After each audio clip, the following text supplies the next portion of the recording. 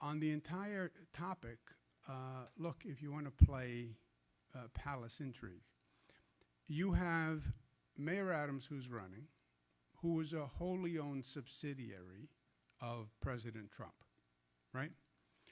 You have Curtis Sliwa, who's a Republican, and President Trump is head of the Republican Party.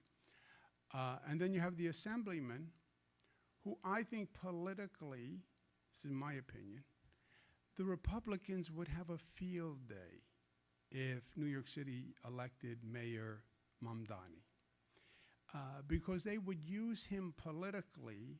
You know, they do a poster of Mamdani the commie, right? They call him a commie. They run around the country and say the Democratic Party lost its mind. They're electing socialists. They're electing extremists. So I think politically they would have a field day with it. I also think President Trump meant what he said, and it was a quip. But he said something to the effect of, well, then I would have to take over New York City, right, if Mamdani was elected.